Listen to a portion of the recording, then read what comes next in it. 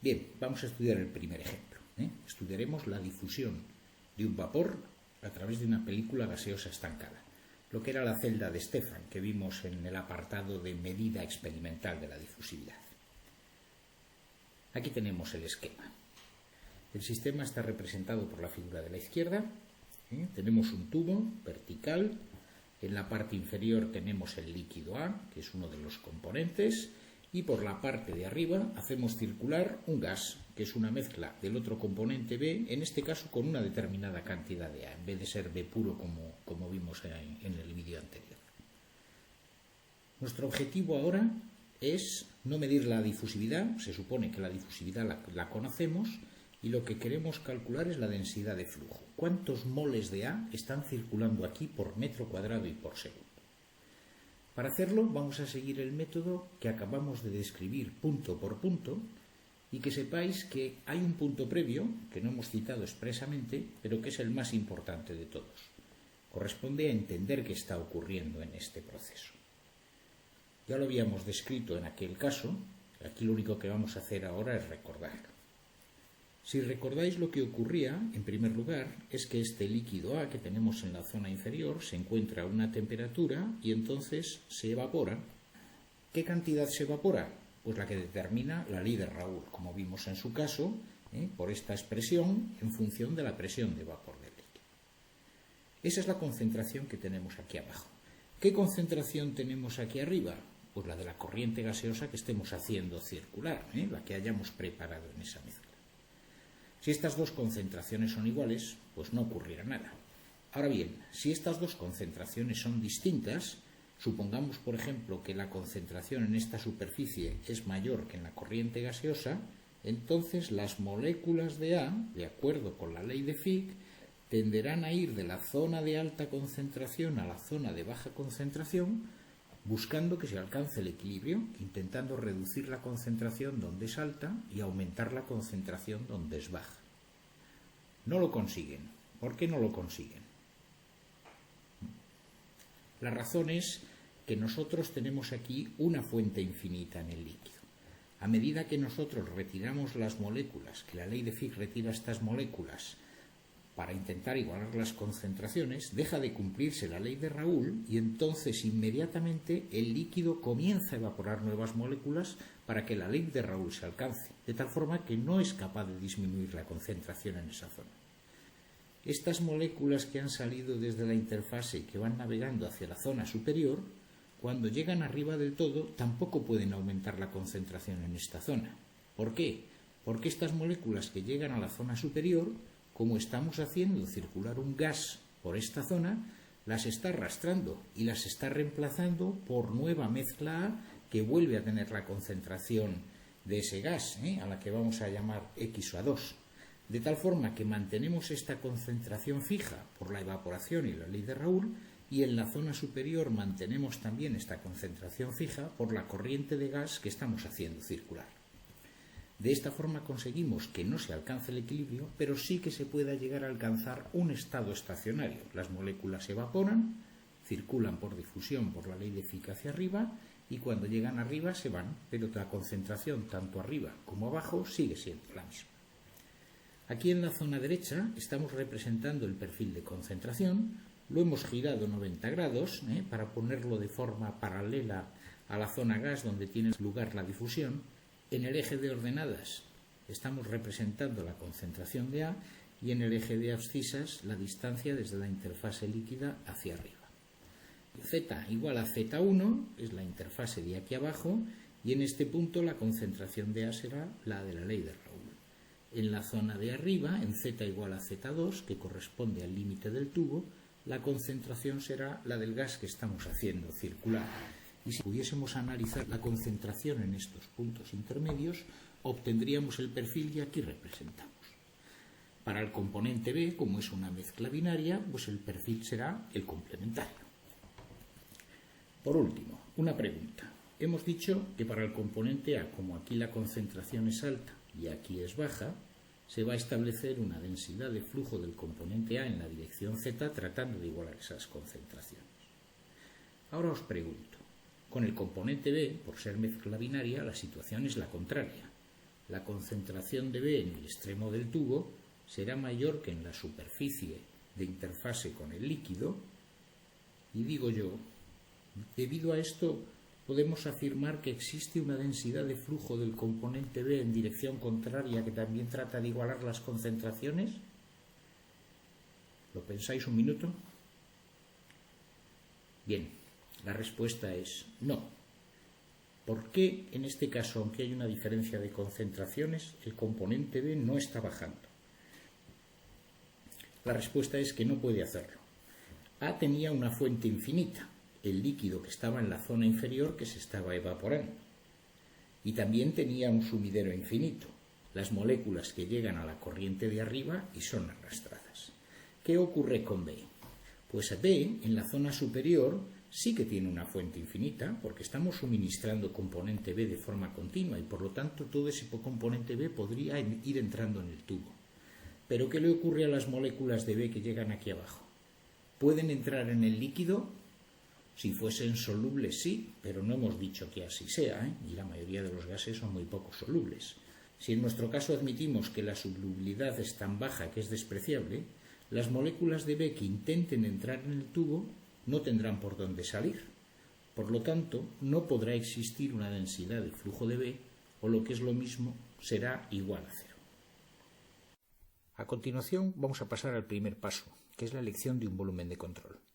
Recordad que habíamos puesto como condición que este volumen se pueda hacer diferencial y que posteriormente al integrarlo nos reproduzca todo el volumen del sistema de transferencia. En nuestro caso tomamos un disco horizontal de altura delta de z. Realizamos ahora sobre este volumen de control un balance de materia. Recordad que estamos haciendo los balances en régimen estacionario, lo que quiere decir que el flujo de A, los moles de A que por segundo están entrando, menos los moles de A que por segundo están saliendo, más los moles de A que por segundo se producen dentro de ese volumen de control, tiene que ser igual a cero. ¿Por dónde está entrando compuesto A nuestro volumen de control? Las moléculas se estaban evaporando en la superficie y estaban ascendiendo. Por lo tanto, es por la cara inferior por la que están entrando. Si n sub a z son los moles por metro cuadrado y segundo que están atravesando, bastará con multiplicarlo por la sección del tubo para tener los moles por segundo que entran al volumen de control por esta cara inferior. Esto evaluado en la cara de abajo. Por otra parte, los moles que están saliendo, tal como hemos descrito el proceso, son los que lo hacen a través de la cara superior del disco. Es decir, que en este caso lo que podemos calcular son los moles de A por metro cuadrado y segundo, la densidad de flujo de A también multiplicada por A, pero en vez de calculada en la cara de abajo, calculada en la cara de arriba. Y con signo negativo, puesto que están saliendo en vez de entrando. El tercer término, en este caso, son los moles de A que se están produciendo dentro del sistema, pero aquí no tiene lugar reacción ni generación de tipo alguno. Por lo tanto, ese término será cero y aquí se acaba nuestra ecuación. El siguiente punto corresponde a dividir por el volumen y tomar el límite cuando éste tiende a cero. Nuestro volumen de control es un cilindro, por lo tanto su volumen será la superficie de la base, a la que hemos llamado S, que es la sección del tubo, multiplicada por la altura del cilindro, que es delta de z. Esto se simplifica, puesto que S aparece en todos los términos, y ahora lo que nos falta es tomar el límite cuando el volumen tiende a cero, es decir, cuando delta de z tiende a cero. ¿Recordáis la definición de derivada? La derivada se define como la función calculada en x más delta de x menos la función calculada en x partido por el incremento delta de x y el límite cuando ese delta de x tiende a cero. Pues si os fijáis en la expresión que tenemos la función n a z en z más delta de z menos el valor de la función en z partido por delta de z cuando delta de z tiende a cero. Por lo tanto, esto lo que representa es la derivada de n sub a z respecto de z igual a cero. Ahora ya solo nos queda integrar. Derivada igual a cero quiere decir que la función es una constante. En este caso, debido a las condiciones límite que tenemos, no podemos calcular todavía el valor de la función n sub a z. Tendremos que esperar para ello a la segunda ecuación diferencial que obtendremos más adelante. El siguiente paso es calcular la ley de Fick e igualarla en la expresión que acabamos de obtener para n sub a z en el balance de materia. La expresión que utilizamos para la ley de Fick es la habitual. N sub a z se calcula mediante dos contribuciones, transporte global de la fase y término difusional, los J. En el análisis del proceso sí hemos visto que en sentido ascendente hay una densidad de flujo n sub a z de las moléculas que se evaporan, pero que como las moléculas de B no tienen salida, su nbz tiene que ser igual a cero. A este caso se le conoce con el nombre de capa estancada. En él uno de los componentes difunde o se transfiere en el seno de otro que está en reposo, en este caso el componente B. Por lo tanto, en la ecuación, si n sub B es igual a cero, solo nos resta agrupar los valores de n sub a z y despejar. Así obtenemos la expresión para n sub a z. Igualando la expresión para la densidad de flujo obtenida en el balance de materia con la obtenida en la ley de Fick, obtenemos la ecuación diferencial. Esta ecuación diferencial es ya integrable. Para que así sea, tiene que ocurrir que en la expresión solamente aparezca la variable dependiente, que es la que aparece en el numerador de la derivada, x sub a, la variable independiente, que es la que aparece en el denominador, z, y el resto tienen que ser todo constantes o estas variables. En el lado izquierdo de la igualdad tenemos una constante, esta es la concentración, por ser un gas será igual a P partido por RT. Si el sistema es isotérmico y la presión en un espacio tan reducido apenas cambia en un gas, pues también será constante. Lo mismo para la difusividad, como ya hemos visto, y lo único que queda en este denominador es la variable dependiente. Por lo tanto, esta ecuación se puede integrar. ¿Qué es lo que vamos a obtener cuando la integremos? Pues la variable dependiente en función de la variable independiente, es decir, el perfil de concentración, que es lo que estamos buscando. Si ahora utilizamos estas dos condiciones límite en la ecuación diferencial que acabamos de señalar, podemos obtener la expresión para el perfil de concentración que a continuación se muestra. En esta expresión tenemos que podemos obtener la concentración de A para cualquier posición Z, es decir, todo el perfil de concentración que habíamos señalado anteriormente.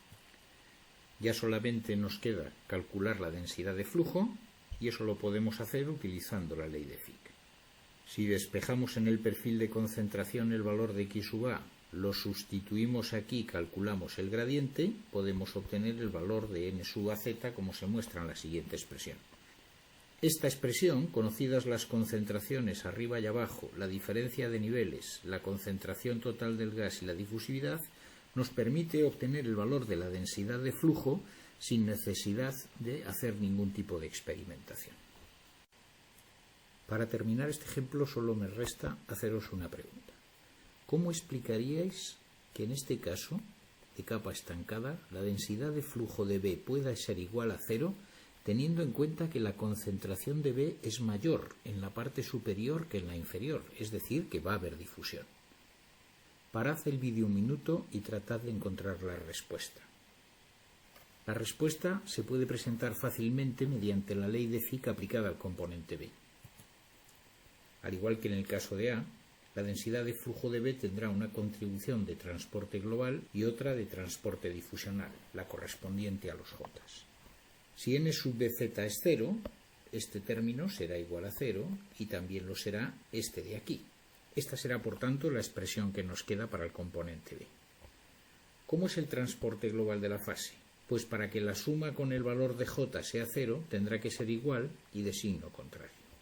El transporte global de la fase es la densidad de flujo de A multiplicada por x sub B, luego tendrá la misma dirección que n sub A. Como A se está desplazando de abajo hacia arriba, pues este será el sentido del transporte global de la fase de B. El término difusional, los J, van siempre de concentraciones altas a bajas, en nuestro caso de la parte superior a la parte inferior. De esta forma se explica que los dos términos se anulen entre sí y el transporte global de B pueda ser igual a cero a pesar de que haya un gradiente de concentración.